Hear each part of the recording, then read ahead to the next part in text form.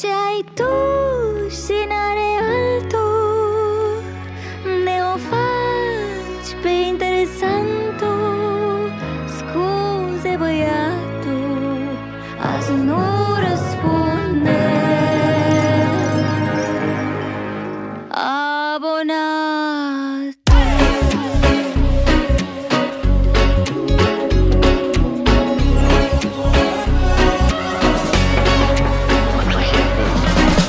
Cine ești? De unde ești? De ce mă suni și mă trezești? Dimineața când dormi și patul îmi dai mesaje unul după altul. N-ai lucru viața mea, tu aduci probleme și am multe deja. Zic ce ai tu și n-are altul. Alo, alo, cine e?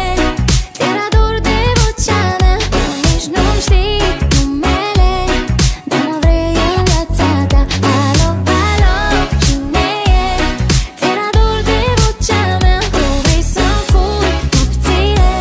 Scuze, băiatul, nu răspunde abonat.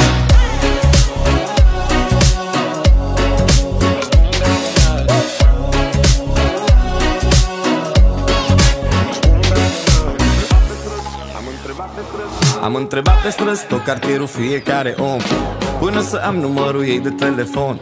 După care am zis mândru, gata, o sun. Și-am închis rapid, ce căcat să-i spun. Apoi am văzut-o iar într-o zi, își plimba câinele, pisica sau ce-o fi. Hai să mă prezint, hai că m-am răzgândit, hai că o sun când am un plan bine gândit. Alo, alo, baby, vrei să fii my lady? Cam cât de prost pare acum, dacă asta e tot ce poți să zici, stalker nebun.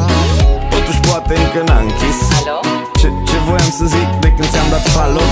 Ia, fie vorba între noi, mi-ai luat mințile și le-aș cam vrea înapoi. Mesaj înregistrat cu succes. Alo, alo, cine e? Ți-era dor de vocea mea, nici nu-mi știi numele, dar mă vrei în viața ta. Alo, alo, cine e? Ți-era dor de vocea mea, tu vrei să-mi furi nopțile. Scuze, băiatul, nu răspunde abonat.